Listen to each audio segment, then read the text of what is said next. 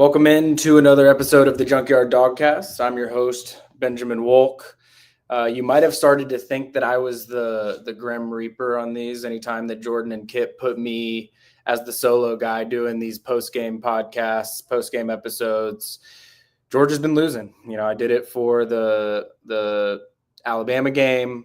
I guess it wasn't so much a loss. It was, it's just all these chaotic wild games. It was the Florida game, I guess, as well. And so I think everybody listening to this, watching this, whether you're doing it right now after the game at about 11:50 p.m. local time, or whether you're listening to this after the fact, this is a happy episode. I think that everybody had a level of anxiety coming into this one. I think that the Kirby Smart era found itself in a spot that it had never been in before, a very, very rare moment in the history of Georgia football where a loss here, this is a completely different episode. We're talking about completely different things, what this means for the future, what matters going forward. Everything is so different.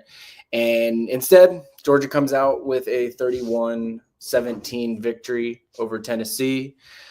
Georgia's team total over-under was 30. They hit the over on that. Tennessee's over-under team total was 17.5.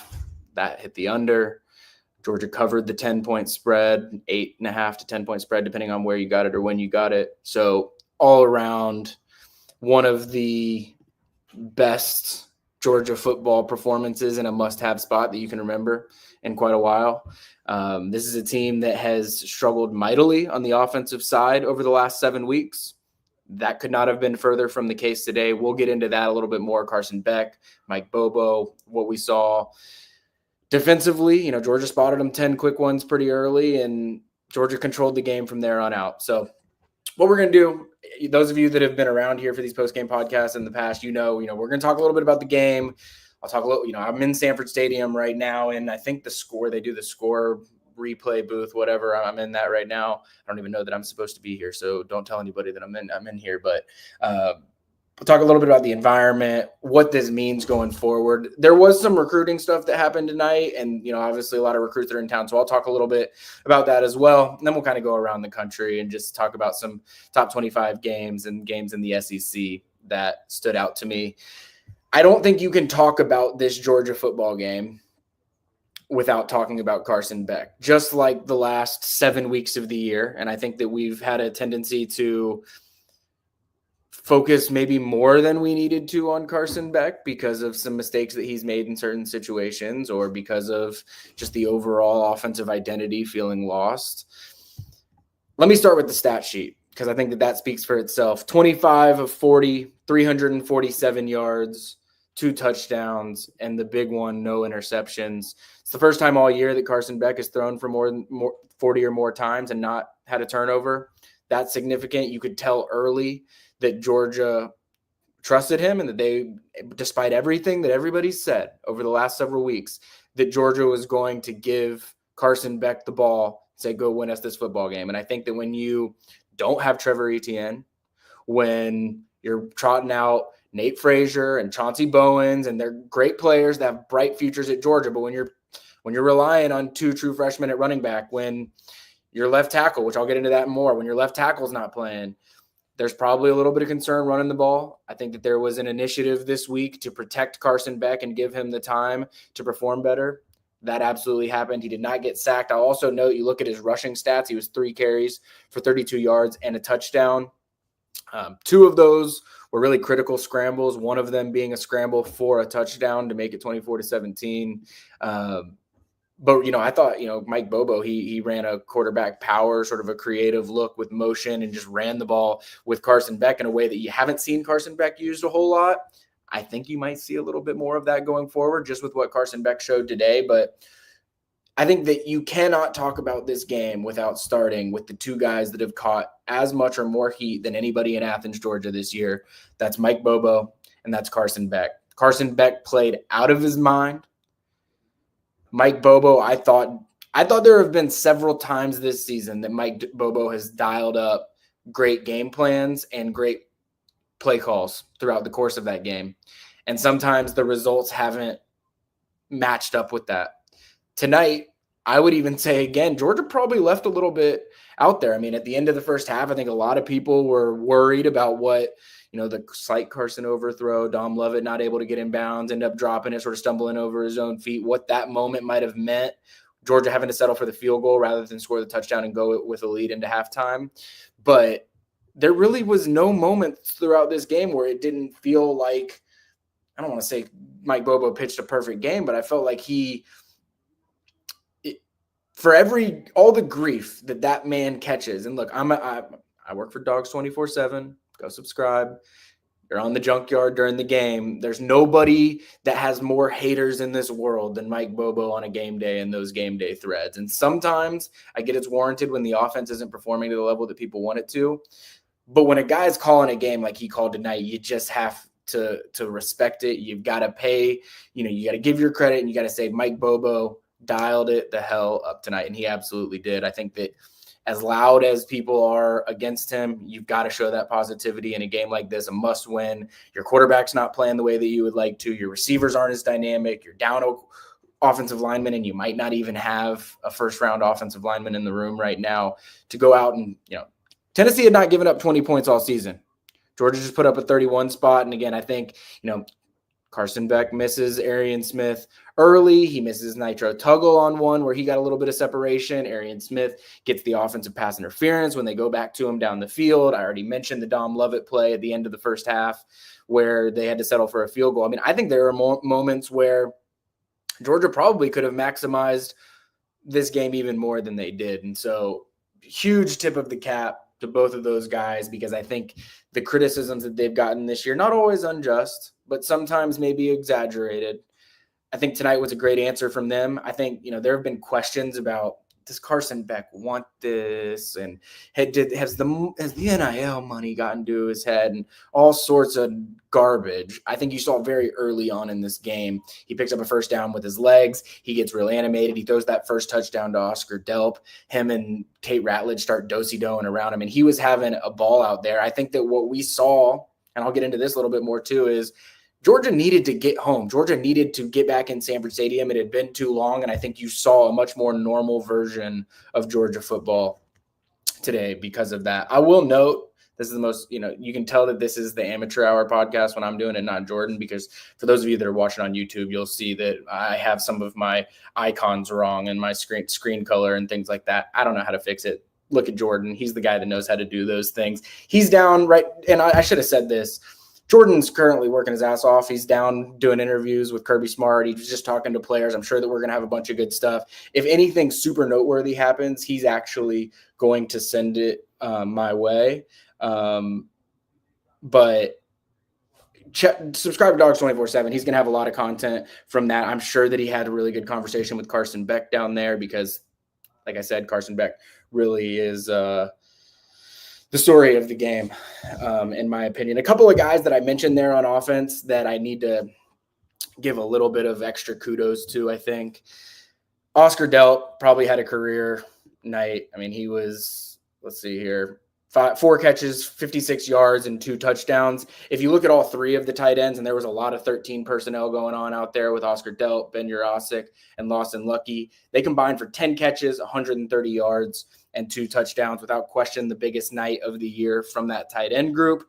And again, that's a group that's probably caught a little bit of flack this season because they're not Brock Bowers. But you know what? Tonight, they were as good as you needed them to be, and they were as Brock Bowers as you needed them to be. And I think that was huge. Jeff Haddock said something that I pointed out in my post-game report card, but Georgia started out this game down 10-0.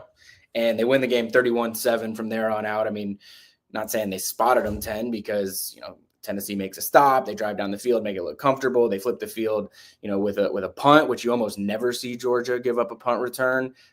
Credit to Brett Thorson, by the way. Maybe the most underrated play in this entire game is Brett Thorson being just a hard-headed Australian dude and deciding I'm going to go be a football player and not a punter because, Boot Carter probably could have taken that thing to the house if Brett Thorson's not more of a heads-up type of guy as he is. But yeah, Jeff, you're dead on. The way that Georgia attacked really the last 50 minutes of this football game showed you who the better team was and showed you that this Georgia football team can still get to the place that we're used to Georgia being. I think that was my big question coming in. I'll say it. I picked Georgia to lose the game 24-20 to Tennessee. I did not think that the offense was playing well enough to be able to score on this Tennessee defense the way that it ended up in this game. But they did. And I think that there have been moments, whether it be the second half of the Clemson game or the last 40 minutes of the Alabama game or the first half of the Texas game, where Georgia does everything so well when it is playing its best football. And it just hasn't gotten there enough times this season. I think that the last 50 minutes of this game is probably the closest that you've seen Georgia for a complete football game to, make a difference in a game like this. I got to give a lot of kudos to Glenn Schumann. I'll go back to the Junkyard, the Dogs 24/7 message board. He was catching a lot of heat in the middle of this game. I mean, it looked early, and I'll admit it. Early on, it looked like Nico Iamaleava was going to do whatever he wanted to be able to do. They were, in off coverage. He was hitting some quick, easy ones. But after, the early 10-point deficit, I mean, Georgia only gave up 313 yards in this game, and I would say probably 30 of those were some of those garbage time yards when Georgia went up 14 there late. Gave up 146 yards rushing, but that was on 3.7 yards per carry, which is well below Tennessee's typical, season average running the ball. Dylan Sampson, one of the best football players that Georgia will play against this season. I mean, as hard and physical of a runner, he has the patience. He knows when to, sort of hit the hole when he needs to, but he also is just, you're not bringing him down with one guy. There were multiple times tonight where Tennessee found itself in 3rd and 3, 3rd and 4 situations, and they just knew get the ball to 6, and he's going to find a way to get that first down. I mean, that's probably the one area defensively that there is some red flag from this game. Tennessee ended up 11 of 20 on 3rd and 4th down in this game, so above 50%, a much higher percentage than you want it to. What I will say is, and I don't have the exact numbers in front of me from different points, moving different points forward, but I think that at one point they were about 70, 80% on 3rd and 4th down. I thought that was going to be what was going to kill Georgia, but the adjustments really after that 10-0 start, I mean, again, Tennessee only scores one touchdown the rest of the game, or only has one scoring drive the rest of the game after that. I think that Glenn Schumann has shown time and time again that nobody makes better in-game adjustments than he does. I mean, I think that you've witnessed that even in Georgia losses this year. I think you witnessed that, in the Alabama game probably better than any, that no matter what you throw at Georgia early, they're going to find answers for you in the middle of the game. And I think that that's a testament to Glenn Schumann and the, savant brain that everybody hears about with him. I just realized, I know I've already done the Carson Beck. One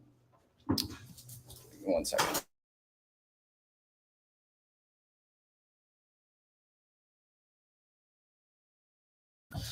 Sorry, I was in a spot that I wasn't sure whether I was supposed to be, so I wanted to make sure that I was. For those listening on podcast, I probably just went. I went quiet for a second. I apologize for those watching. You just know that I'm an idiot.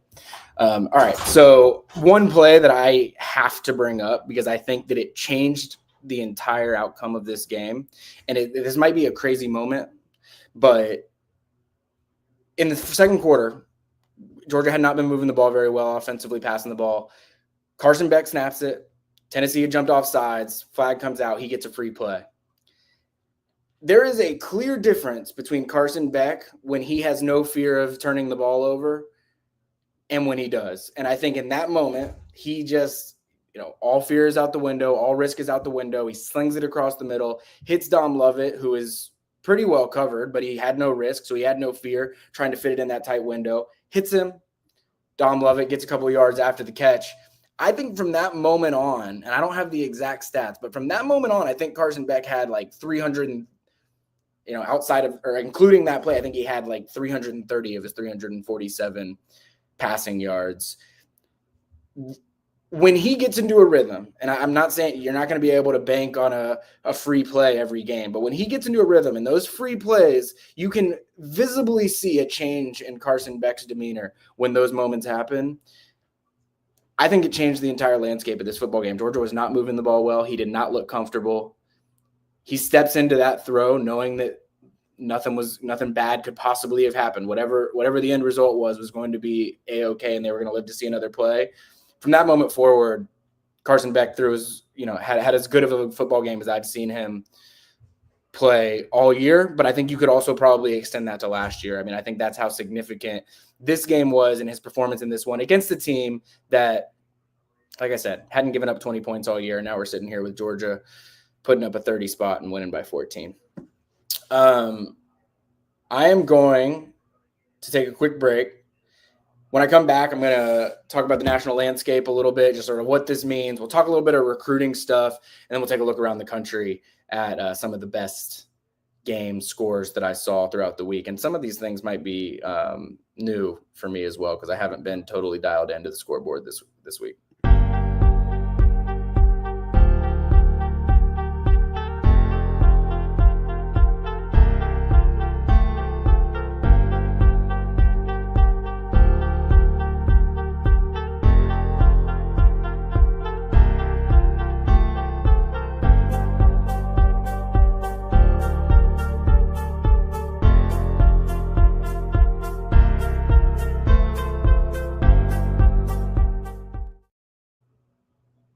All right, so last Tuesday, I think that there was a collective, not a surprise. I think nobody was totally shocked that Georgia was in the spot that it was in the rankings. I mean, you look at the collection of 2 lost teams, and Georgia was behind the 2 teams that it had lost to head-to-head that also had 2 losses. So it sort of made sense where Georgia was, but seeing Georgia on the outside of the 12-team bracket didn't make people feel very good. And I think that this, Kirby Smart had said it all week. Everybody had sort of alluded to it all week. It didn't really matter where Georgia fell in last week's rankings because it was going to have to go play Tennessee, a team that was ranked ahead of it in the rankings. I will be interested to see what they do with this cluster of 4 teams. And by that cluster of 4 teams, I mean Tennessee, Ole Miss, Alabama, and Georgia. I mean, those are the 4 SEC teams right now outside of Texas, and Texas with that 1 loss looks like the SEC front runner for right now. So it's like, what do they do with that cluster of 4? Because you look at it, I mean, Georgia's played all 3 of them and went 1-2. Tennessee's played 2 of them, went 1-1. Alabama's played 2 of them, went 1-1. Ole Miss has only played 1 of them, but went 1-0. I will also note all 4 of those matchups between those 4 teams happened. Whoever the home team was won the game, and that happened again tonight. And so I'm curious to see how the committee handles all of this, because it made sense. Georgia lost to Ole Miss and Alabama, so you put Georgia behind those 2 teams. But now Georgia's beaten Tennessee, so you think you got to put Georgia ahead of Tennessee, but Tennessee's beaten Alabama. And so I think that this Tuesday is one of the harder. I mean, the perfect world for the committee is somehow things shake out that 5 SEC teams are able to get their way in, because leaving one of those teams out right now feels like someone is going to be slighted one way or the other. I mean, do you look at who has the best win? Georgia has the best win. Do you look at who has the worst losses? I mean, you look at Tennessee's loss to Arkansas. You look at Alabama's loss to Vanderbilt. You look at Ole Miss's loss to Kentucky. I mean, those are 3 pretty unappealing losses that Georgia just doesn't have on its resume, and barring a meltdown these next 2 weeks against UMass or Georgia Tech, just aren't going to have it on their resume. And so I think that Georgia is going to be sitting pretty in the standings. I think that at this point, the question doesn't become, and this is all operating under the assumption Georgia wins out, beats UMass, beats Georgia Tech. I think this is all operating under that assumption. But if that happens, I think the question no longer becomes, is Georgia in the playoff? Is Georgia hosting a first-round playoff game, or is Georgia going on the road to play a first-round playoff game? And either way, that's going to be welcome news, given what the circumstances could have been if the game went the other way today. But it's a fascinating conversation because, you got to get to that 8 spot.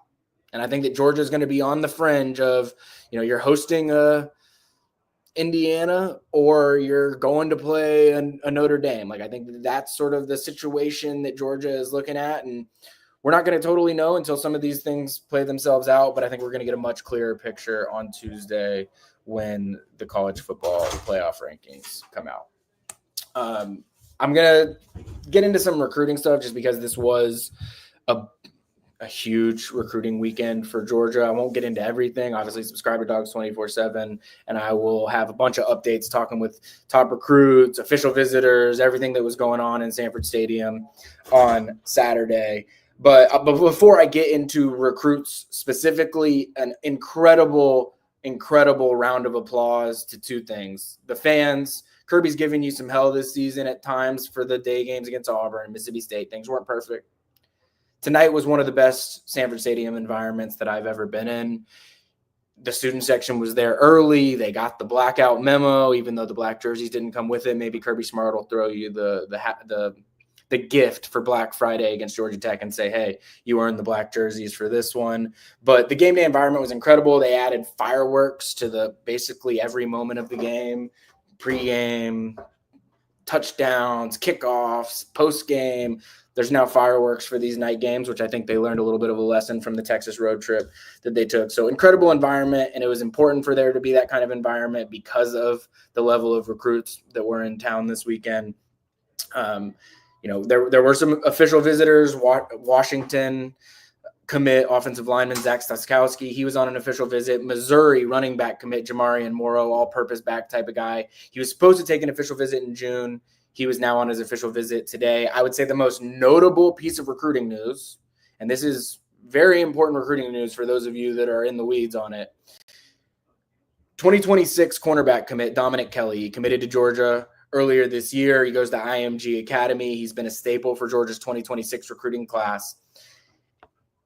I became aware on Thursday that Dominic Kelly was going to be taking an official visit to Georgia this weekend, and that's significant because you can't take official visits unless you're about to sign or you're within the recruiting cycle that you'll sign. And so being a 2026 recruit, Dominic Kelly was not going to be able to take an official visit as a 2026 recruit. So as it turned out, and this news dropped today, Dominic Kelly's reclassifying to the 2025 cycle. He is now in Georgia's 2025 class.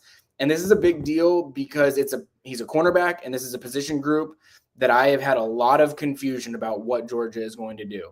Since they lost Shamari Earls to Michigan, there have been questions about are they going to flip Donovan Starr? He was supposed to visit this weekend, ends up going back to Auburn. They had 5-star cornerback DJ Pickett was in town this week and committed to LSU, makes a surprise trip to Georgia last minute. You've got 5-star cornerback Dijon Lee committed to Alabama. There have been a lot of, all right, Georgia's shooting for the stars, but what happens if Georgia doesn't get these guys? Are they going to find themselves in a spot where they, back themselves into not getting enough cornerbacks in the class? Well, Georgia's had this plan going on all along. They knew that Dominic Kelly was likely to reclassify. He's going to be that cover corner type of guy in this class. And so now, you add him, you add Rashawn Dinkins. Those two guys answer any of the questions or losses or misses that you had with Rashad Johnson flipping to Texas A&M, with Shamari Earls flipping to Michigan. And now you head into signing day. You've got guys like DJ Pickett, who, like I said, he was in Athens this weekend. He was sitting front row. They walked him out of the locker room before the game. He was hanging out with a bunch of other Georgia commits and targets in both the 25 and 2026 classes. So you got a guy like DJ Pickett. You got a guy like Dijon Lee. Dante Williams can now, try and hit a home run at that position. And there's not going to be the pressure of what does Georgia have to do to backfill the spots or make sure that they're getting enough numbers at that position. They have what they're comfortable with at that position now in the 2025 class. It's just a matter of, can you upgrade? Can you get that 5-star DJ Pickett, Dijon Lee? Those are the two names that we're going to be looking at most closely here down the stretch. Other big-time recruits that were on campus for this game, and a lot of Georgia commitments. You had Elijah Griffin, you had Elias Williams, you had CJ Wiley just commits last week. He's now back in town with his family. They were having a good time. So big-time recruiting performance for Georgia tonight. And I actually have some unbelievable news for everybody that is here. I thought we were about to start winding down. I was going to talk about some scores. Not so fast. If you're sticking around and you want to chat a little bit more about Georgia football, I've got Mr. Jordan Davis Hill on the line. He is fresh off of some interviews with Kirby Smart, with some players. Jordan, I'll turn it to you. What'd you learn down there after the big win? I'd say the biggest thing, Ben, just to start off, we don't really have an update on Dylan Bell. Kirby was asked about that. No, it's an ankle. Kirby said not sure if it's a high ankle, so we're going to have to just wait and see on that. I thought Kirby had some really good things to share about Carson Beck. He basically said he's been dealing with some stupid questions about his quarterback. I'm not sure who in the world he could be referring to. On that front, he talked about the offensive line. I'll have a story on that with what the offensive line did after struggling against Ole Miss. I mean, didn't give up a sack tonight. The other thing I would encourage folks, if you want to see something from Kirby, go to the very end. He was asked about the playoff rankings. Kirby basically said he didn't really understand the criteria that the playoff committee's going on. And he said, I don't think they're really taking into account, going to Ole Miss and it being situations where Ole Miss knows Georgia's got to throw and they're bringing it and they're in a hostile atmosphere. But, at the same time, they answered that. They came up big tonight. I mean, dominant performance, don't give up any points after halftime. Come through and get the drives, get long drives in that second half. So really interesting stuff. Talked to Carson for a little bit. Very crowded, but you could tell that, he was still confident in himself after some of these games. Some where he struggled, some where the people around him struggled. He answered the call, and I thought the folks around him answered the call as well in a night where they had to have it. One question I do have for you, not to turn this into a Jordan Hill press conference, but since I didn't get to talk to players or coaches, I now have some things that I'm curious about, and I'm sure people listening or watching are curious about too. Carson Beck's vibes, we know that they have been sort of all over the place this year. I have to imagine after a performance like that, the way that he spun it, he was in pretty good spirits. But what was his general response to what was different today compared to the last few weeks? Well, from what I could tell, and, I'll go back through everything that was said, but I think it was sort of a situation where they knew certain guys had to step up because of injury. And that's something Kirby talked about, and I plan on writing about probably for Sunday. But people rose to the occasion. I mean, having a guy like Chauncey Bowens go out there, having a guy like Nitro Tuggle, saw a little bit more of production and a role for London Humphreys, and then the tight ends as a whole, the way they contributed. So I think that was sort of the vibe I got from Carson was, even in these interviews when we've talked to him when he struggled, there's been times where he's talked about mistakes he's made. But thinking back to like Ole Miss last week, I don't think he came out of that and just thought that, this is a failure and we can't correct things. It was like, we know what we have in this room. No, we didn't play well in that game, but that doesn't mean write us off. It's all over. I don't know if anyone faced more pressure coming into the night than Carson Beck. And started slow. I think he was 2 of 9. They hit the Dom Lovett play where Tennessee jumped off sides. I asked a few people about that play and sort of the confidence that came from it. And I think it was Jared Wilson said that they basically knew that was an opportunity, that they could draw Tennessee to jump and that they could get that play. And they did it. And it really felt like if you divided this game into 2 parts, it was the start and then it was everything after that play because – Carson got in a rhythm, and Tennessee just didn't have an answer. No doubt. Yeah, you mentioned the Dom Lovett, drawing Tennessee offsides play. I mentioned that earlier. I thought that was the turning point in this game for Carson's confidence. You mentioned, outside the 10-0 start, Georgia wins the game 31-7. Outside of that, I thought that it was a pretty convincing performance all around from Georgia. I guess my one question for you, Jordan, beyond just what you heard from Kirby Smart and players and everything like that is, can you think of a better Georgia Sanford Stadium environment than there was tonight? It was rocking. I know we're in the enclosed press box now, so we don't get to feel it quite as much, but it felt like this was a Sanford Stadium special.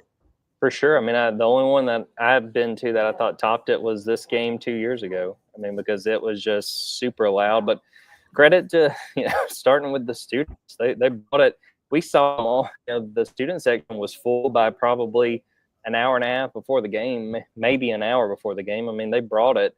And I give credit because, I think that there have been times this year where, the fans, they haven't really brought it. I think Kirby was frustrated. I think it was the Auburn game where it just kind of felt like they were going through the motions in the stands, and it was like, well, this Auburn team's not very good. We don't really have to play a factor when if you're there, you might as well help your team, whether it's a UMass, which Georgia's going to be playing next week, or it's the number 7 team in the country.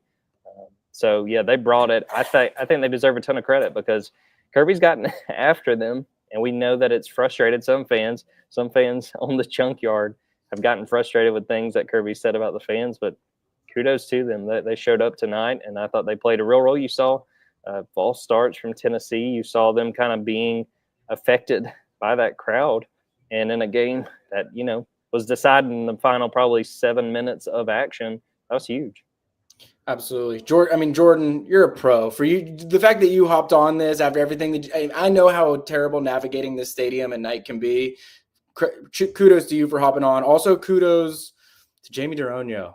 Watching from Paris, France, good morning to you. I'm sure that it's a happy morning for you. We appreciate everybody that watches and listens to these after the games, but to be doing it from an entire different continent, shout out to you, Jamie. We appreciate you very much.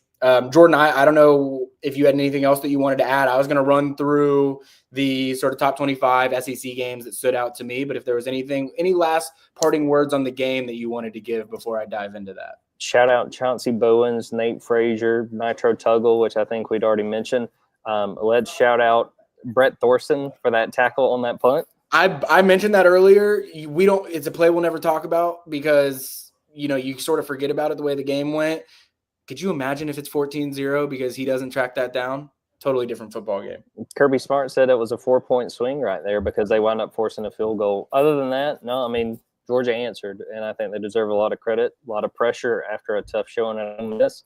You get the job done and you've reasserted yourself as having a great chance to make this college football playoff. All right, so running through the top 25, then I'll flip over to the SEC real quick. Ohio State wins 31-7 pretty convincingly, even though it was a little bit of a slow start.